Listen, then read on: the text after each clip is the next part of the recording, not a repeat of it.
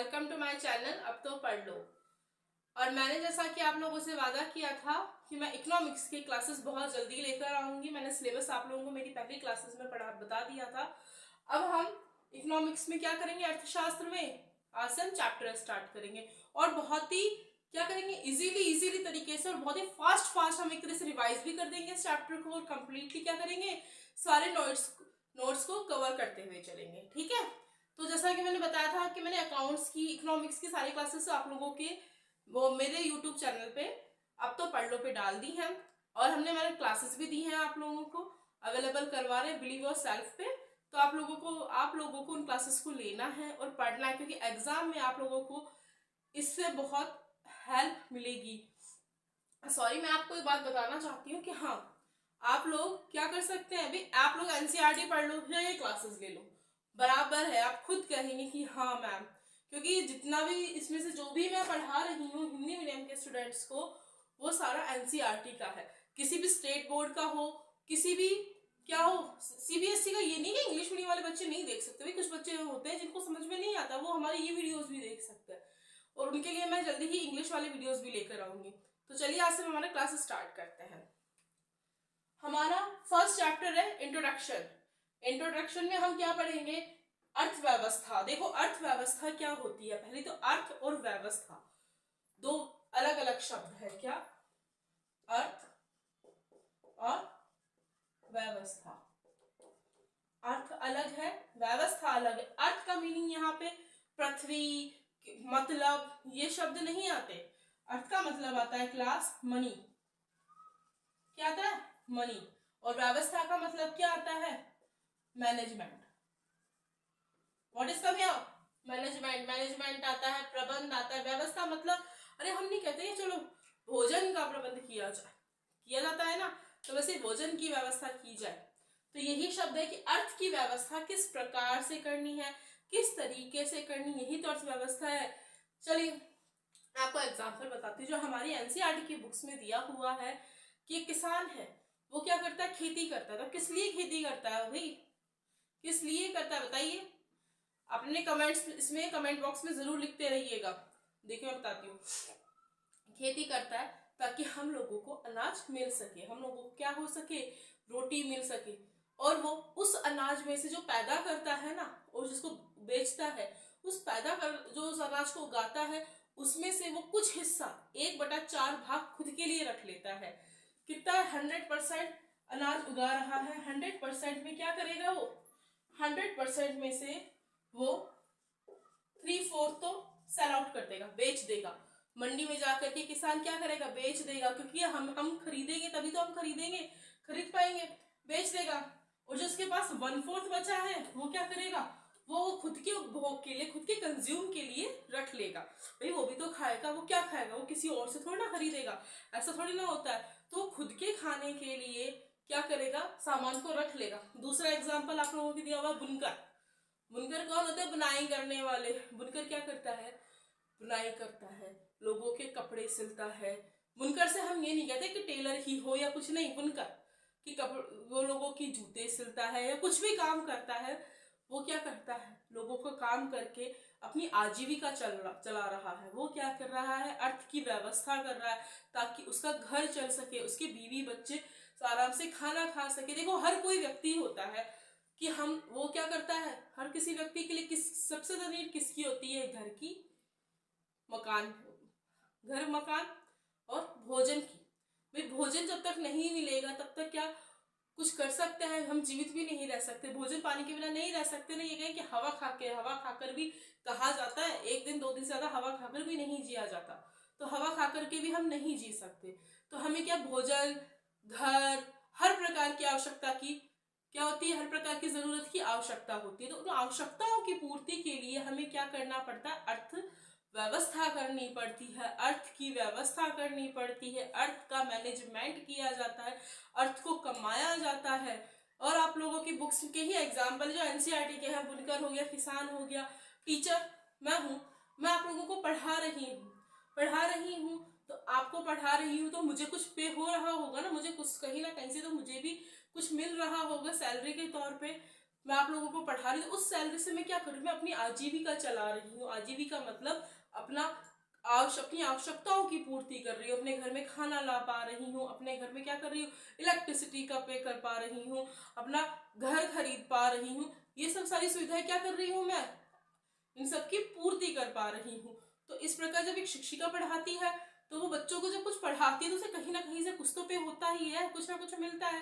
तो उससे वो क्या अपनी आजीविका चला रही है। किसान भी क्या करता है, जब कुछ उगाता है तो वो उसमें से, मैंने बताया ना कि वो 3/4 भाग तो बेच देता है। देखो, बेच देगा क्योंकि लोगों को खाने के लिए बेचेगा, तब उसको पैसे मिलेंगे। उस पैसे से वो अपने घर की आवश्यकताओं की पूर्ति करेगा, अपने बच्चों की स्कूल की फीस देगा, अपने बच्चों को नए कपड़े ला के देगा, घर में और भी जरूरतें होती हैं वो उन सब की पूर्ति करेगा। और अनाज क्या करेगा, अनाज का जो उसने उपजाया है ना 100% अनाज, उसमें से वो 3/4 तो बेच आया भाग, और 1/4 को उसने क्या किया, खुद के उपभोग के लिए, खुद के कंज्यूम के लिए उसने रख लिया है। तो इस प्रकार से क्या है, मैनेजमेंट होता है। हमारी बुक्स में लिखा हुआ है कि हमारी बुक में लिखा हुआ है कि क्या अर्थ की व्यवस्था हर प्रकार से हर व्यक्ति किसी न किसी प्रकार से करता है, चाहे वो किसान हो, चाहे टीचर हो। डॉक्टर क्या करता है, डॉक्टर भी तो करता है ना, लोग मरीजों की देखभाल करता है, मरीजों का वो सॉरी देखभाल के मरीजों को देखता है, मरीज उसे कुछ ज्यादा नहीं कुछ तो देकर जाते हैं ना उसको। तो उससे क्या होता है, वो डॉक्टर भी अपने घर की आवश्यकताओं की पूर्ति करता है, अपने घर में किसकी व्यवस्था करता है, अर्थ की व्यवस्था करता है। ठीक है, तो अर्थव्यवस्था क्या है, देखो अब जो हमारी बुक में दिया हुआ है, एक ऐसी व्यवस्था जिसमें समाज के सभी आर्थिक क्रियाकलापों जैसे उत्पादन, विनिमय का अध्ययन व विश्लेषण, आर्थिक अभिकर्ता जैसे उपभोक्ता के साथ जोड़कर सुगमता पूर्वक अध्ययन करते हैं, अर्थव्यवस्था कहलाता है। पहली बात तो अर्थव्यवस्था की डेफिनेशन नहीं आएगी, आपसे नहीं पूछे जाएंगे, लेकिन हमें ये पता होना चाहिए कि अर्थव्यवस्था क्या है। हाँ, हो सकता है हमारी अर्थव्यवस्था आ जाए 1 नंबर वाले प्रश्न आ सकती है ना अर्थव्यवस्था भी। अर्थव्यवस्था की परिभाषा बताओ, तो हम ये लिख सकते हैं कि एक ऐसी व्यवस्था जिसमें समाज, भाई समाज कौन है, हम लोग हैं, किसान खुद भी तो एक समाज ही है, देश में ही तो रह रहा है। आपको पता होना चाहिए भारत की 70 से 75% आबादी गांव में निवास करती है। अब आप लोग कहोगे मैम गांव में शहरों में फिरती भी, अरे हम 70 से 75 का मीनिंग है कि वो जो गांव में निवास करती है ना, वो हमारे लिए अनाज का वो करती है, उत्पादन, प्रोडक्शन करती है, प्रोड्यूस करती है हमारे लिए। तब जाकर के हमें क्या मिलता है, चावल, गेहूं, दालें भी आपको पता होना चाहिए, दलहन, हमने ज्योग्राफी में पढ़ा है ना, भूगोल में 10वीं क्लास तक पढ़ा है ना, 10वीं में भी कि है ना, वो की दलहन भी होती है, दलहन अलग अलग प्रकार की होती है, तिलहन जिसे हम कहते हैं जिसमें तेल होते हैं। तो वो सब खेती से ही तो होता है क्या, बिना खेती के किसी चीज का हो सकता है क्या। तो ऐसे समाज देश के सभी आर्थिक मतलब इकोनॉमिक क्रियाकलापों यानी कि एक्टिविटीज होती है ना, भाई कोई भी कार्य है उसी को हम ये कहते हैं ना क्रियाकलाप। आप लोगों की अभी दिवाली की वैकेशंस चल रही है, कोई बच्चा पढ़ रहा होगा, कोई बच्चा ना घर में गेस्ट आ रहे होंगे, उनके आओ भगत में लग रहा होगा, कोई बच्चा क्या कर रहा होगा, कोई बच्चा तो बस उसने दिमाग में ठान रखा है कि मुझे तो 12th बोर्ड में 90% लाने हैं, कि 90% अंक लाने हैं, तो वो उसकी तैयारी में जुटा हुआ है। तो हमें क्या करना है, तो वो सब क्या है, हमारी क्रियाकलाप है, जैसे उत्पादन। अब इसमें क्या होता है, उत्पादन प्रोडक्शन होता है, विनिमय भी होगा। भाई विनिमय का मतलब माल का आदान प्रदान का अध्ययन व विश्लेषण, मतलब किसका एनालिसिस किया जाएगा, आर्थिक अभिकर्ता। आर्थिक अभिकर्ता कौन है, जैसे कि हम उपभोक्ता, हम कंज्यूमर्स के साथ किसको विश्लेषण आर्थिक अभिकर्ता के साथ जोड़कर सुगमता पूर्वक अध्ययन करते हैं, मतलब हम उसको स्टडी करते हैं, उसे ही क्या कहते हैं, अर्थव्यवस्था कहते हैं। आप लोगों को ये पता है कि अर्थव्यवस्था और अर्थशास्त्र दो अलग शब्द हैं, पता है, अपने कमेंट बॉक्स में लिखिए, पता है तो। चलिए उससे पहले अभी देखते हैं, ये तो हमें पता चल गया, लेकिन हम एक चीज और देख सकते हैं, अर्थव्यवस्था उत्पादन, वितरण और उपभोग की सामाजिक व्यवस्था है। अर्थव्यवस्था कैसा है, अर्थव्यवस्था उत्पादन, प्रोडक्शन, डिस्ट्रीब्यूशन, वितरण और कंज्यूम की सामाजिक व्यवस्था भी। अर्थव्यवस्था में ही तो हम क्या करेंगे, किसान क्या कर रहा है, अनाज प्रोड्यूस कर रहा है, बुनकर क्या कर रहा है, बुनाई कर रहा है, टीचर क्या कर रही है, पढ़ा रही है। अब किसान क्या कर रहा है, अपने अनाज का वितरण कर रहा है, भले ही वो पैसे लेकर कर रहा हो, वितरण कर रहा है। टीचर क्या कर रही है, बच्चों को पढ़ा रही है, शिक्षा दे रही है, ज्ञान दे रही है। बुनकर क्या कर रहा है, लोगों की बुनाई कर रहा है। कामों की उपभोग, फिर उपभोग करेंगे भाई, जब उत्पादन वितरण करेंगे तभी तो उनके पास पैसा आएगा, तभी तो वो अपनी चीजों का उपभोग क्या करेंगे, हर आवश्यकता का उपभोग कर सकेंगे। वही क्या है, हमारी सामाजिक व्यवस्था है। ठीक है, समझ में आया अर्थव्यवस्था और सामाजिक व्यवस्था। अब देखो, मैंने अभी आपसे 2 मिनट पहले एक लाइन कही है, अर्थव्यवस्था व अर्थशास्त्र दोनों अलग है। कैसे अलग है? देखो, अर्थव्यवस्था क्या है? अर्थ की व्यवस्था करना, अर्थ की व्यवस्था करना भाई कि कैसे अर्थ को लाया जाए, यानी कि कैसे घर में पैसा आए, कैसे हम अपना पैसा कमा सके। और अर्थशास्त्र क्या है? अर्थशास्त्र ये है कि अर्थ भाई पैसे के बारे में जानकारी इकट्ठा करना, कि पैसे कमाने के क्या क्या उपयोग हो सकते हैं, पैसे को हम किस प्रकार से काम में ले सकते हैं, पैसे का हम किस प्रकार से उपयोग कर सकते हैं, दैट इज अर्थशास्त्र। एक किताब में, एक रिटर्न में कुछ लिखना। अर्थशास्त्र, अर्थव्यवस्था क्या है? अर्थ की, पैसे की व्यवस्था करना। और दोनों ही क्या है? अलग शब्द है। अगर हमारे क्वेश्चन में ये इंपॉर्टेंट है, लिख लीजिए, इंपॉर्टेंट करके लिखो सावधान इंडिया की तरह, कि अर्थव्यवस्था व अर्थशास्त्र दोनों अलग है। क्या ये सत्य है? हाँ, यह सत्य है, अर्थव्यवस्था व अर्थशास्त्र दोनों अलग है। चलिए अब हम देखते हैं जो हमारे केंद्रीय बिंदु है अर्थव्यवस्था के। देखें, चलिए देखते हैं। चलिए अब हम केंद्रीय समस्याओं को हमारे बाद में देखते हैं। पहले हम देखते हैं आर्थिक क्रियाकलापों का आयोजन, मतलब कि आर्थिक जो हम इकोनॉमिक एक्टिविटी करते हैं ना, उनको हम आयोजन कैसे कर सकते हैं, उनका प्रयोजन कैसे कर सकते हैं। देखो, बहुत सारी चीजें होती है अर्थव्यवस्था में। मैंने क्या कहा? अर्थव्यवस्था जो हम पढ़ रहे हैं, हमारी बुक का नाम अर्थव्यवस्था भी है, इसको अर्थशास्त्र भी कहा जाता है ना, अर्थव्यवस्था अर्थशास्त्र। मैंने क्या बताया अभी? अर्थव्यवस्था और अर्थशास्त्र दोनों ही डिफरेंट है, दोनों ही अलग अलग चीजें हैं। अर्थव्यवस्था क्या है? पैसे का जुगाड़ करना, सिंपल लैंग्वेज में। और अर्थशास्त्र क्या? पैसे के बारे में पढ़ना, किसको किस प्रकार से उपयोग में लिया जा सकता है, किस प्रकार से उससे आवश्यकताओं की पूर्ति की जा सकती है। शास्त्र का मीनिंग ही क्या होता है? देखो, शास्त्र का मीनिंग होता है रिटर्न, कि लिखित में कुछ होना, लिखित में कुछ होता है ना, दैट इज शास्त्र। ओके, तो अब हम देखते हैं आर्थिक क्रियाकलापों का आयोजन किस प्रकार से है। केंद्रीयकृत योजनाबद्ध अर्थव्यवस्था, दो प्रकार की आर्थिक क्रियाकलापों का आयोजन दो प्रकार से होता है। कितने? दो प्रकार से। पहला है फर्स्ट, सेकंड। फर्स्ट क्या है? केंद्रीकृत योजनाबद्ध अर्थव्यवस्था। दूसरा बाजार की अर्थव्यवस्था। देखो, अब पहले हम देखते हैं केंद्रीकृत योजनाबद्ध अर्थव्यवस्था क्या होती है। केंद्रीकृत योजनाबद्ध अर्थव्यवस्था वो होती है जो केंद्र के द्वारा, सरकार के द्वारा क्या हो? योजनाबद्ध हो, प्लानिंग से हो। अच्छा, एक बात बताइए, हम अभी जो नवंबर में इलेक्शन होने वाले हैं राजस्थान में और हरियाणा में, इन सब में, वो कहाँ के लिए, वो किस सीट के लिए होने वाले हैं? वो विधानसभा के लिए होने वाले हैं या लोकसभा के लिए होने वाले हैं? भाई, हमारे संसद के दो सदन है ना। सॉरी, मैं थोड़ा ट्रैक से अलग हो गई हूँ, बट बताना जरूरी है। संसद के दो सदन है, क्या है? विधानसभा एंड लोकसभा। ठीक है, तो अभी हम विधानसभा के चुनाव हो रहे राजस्थान में और हरियाणा में, या फिर लोकसभा के हो रहे हैं? बताइए। विधानसभा के ही हो रहे हैं ना। लोकसभा के कब होंगे? 2024 मई में होंगे। 2024 मई में, अप्रैल मई में हो जाएंगे चुनाव। तो अब हमें वो सरकार जो यहाँ रहती है विधानसभा में, वो क्या है? राज्य सरकार। और जो लोकसभा में रहती है, हमने ज्योग्राफी में यही पॉलिटिकल में यही पढ़ा है, राजनीति में, कि लोकसभा में कौन सी सरकार होती है? केंद्रीय सरकार, सेंट्रल गवर्नमेंट। तो सेंट्रल गवर्नमेंट इस वक्त किसकी है? बीजेपी की है। और स्टेट में किसकी है? राजस्थान स्टेट में कांग्रेस की है। तो अब यहाँ क्या है? केंद्रीयकृत योजनाबद्ध अर्थव्यवस्था। देखो, जो सरकार के द्वारा, केंद्र के द्वारा, सत्ता के द्वारा चलाई जाती हो, योजनाबद्ध की जाती हो, दैट इज केंद्रीकृत योजना अर्थव्यवस्था, योजनाबद्ध अर्थव्यवस्था। इसमें क्या होता है? प्रोडक्शन होता है, विनिमय होता है। विनिमय का मीनिंग ही क्या होता है? मैंने आपको भी लास्ट वो क्या 2 मिनट पहले ही बताया था। विनिमय का मीन्स होता है वस्तुओं का आदान प्रदान।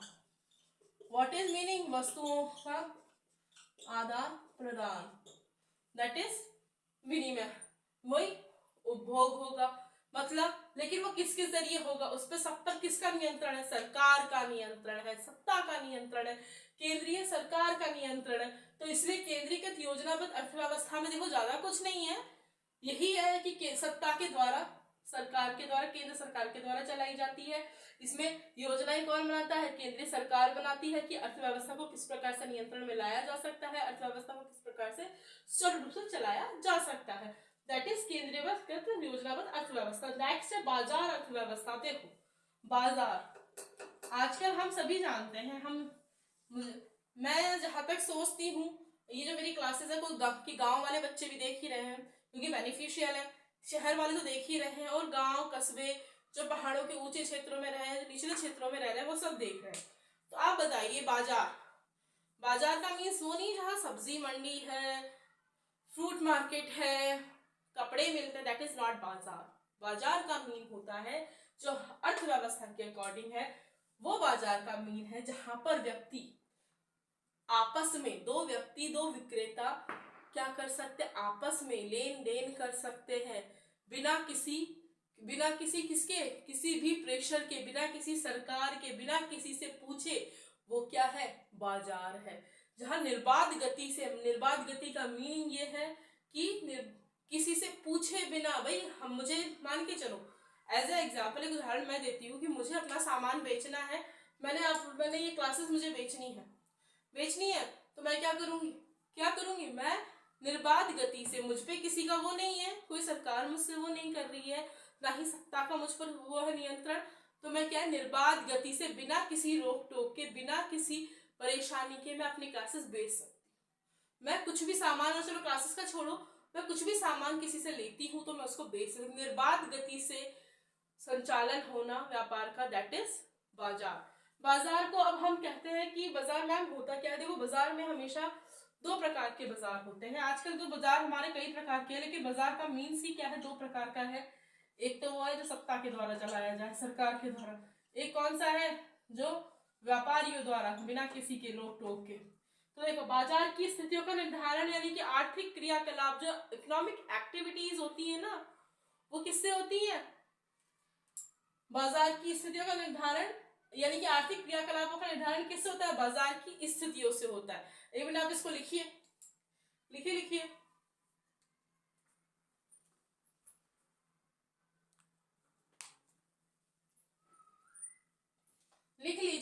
इस तरह से लिखने से पता है क्या होता है, हमें याद हो जाती हैं वो चीजें। अब मैंने आपको बताया बाजार की अर्थव्यवस्था, बाजार में कौन कौन आता है, बाजार में किसान अपनी फसल को बेच सकता है, बिना किसी से पूछे बेच सकता है ना। हालांकि अनाज मंडी में क्या होता है कि कुछ ठेकेदार होते हैं जो क्या है कि किसानों की जो उपज होती है, किसानों की जो फसल होती है, उसका वो दाम नहीं देते, तो वहां सरकार को अपना हस्तक्षेप करना पड़ता है उनको सही मूल्य दिलवाने के लिए। सरकार ने कुछ मूल्य उनका वो कर रखा है, निश्चित कर रखा है कि इस मूल्य पर आप इस प्रकार के अनाज को खरीदेंगे और इस मूल्य पर आप इनको पेमेंट करेंगे, ये मूल्य आप इसका पेमेंट करेंगे, दैट इज किसान। लेकिन कुछ किसान ऐसे होते हैं जो बड़े वाले जमींदार होते हैं, बहुत बड़े, यानी बहुत अच्छी उनकी साख होती है, गुडविल अच्छी होती है, तो वो क्या अपने बेस पर अपना माल बेच देते हैं। और क्या, और आजकल तो आप लोगों ने देखा होगा ट्रॉली पर यानी कि गेहूं बेचने आते हैं, बाजरा बेचने आते हैं। ये नहीं है कि मैम सिर्फ बच्चों की दलहन यानी कि वो सॉरी अनाज ही बिकता है, नहीं, अनाज नहीं, दलहन, तिलहन, दालें, तेल, सब कुछ बिकते हैं, क्योंकि प्रोड्यूस कौन कर रहा है, किसान प्रोड्यूस कर रहा है। सरसों का तेल हम लगाते हैं जिसे मस्टर्ड ऑयल बोलते हैं, है ना, और सभी कहते हैं कि मस्टर्ड ऑयल हार्ट के लिए बहुत अच्छा होता है, बहुत ही बेनिफिशियल होता है। तो मस्टर्ड ऑयल, मस्टर्ड किससे आता है, किसान सरसों उगाएगा, उसी से तो आएगा सरसों का तेल। सरसों उगाएगा, सरसों के तेल को फिर वो मशीन से निकलवाएगा, तभी तो तेल आएगा। तो ये सब क्या है, हमारी केंद्रीकृत योजना अर्थव्यवस्था और बाजार की अर्थव्यवस्था। अब हम हमारी अगली क्लास में इस चैप्टर को कंप्लीट कर देंगे और फिर हम नेक्स्ट चैप्टर स्टार्ट करेंगे। मिलते हैं हमारे नेक्स्ट वीडियो में, बाय।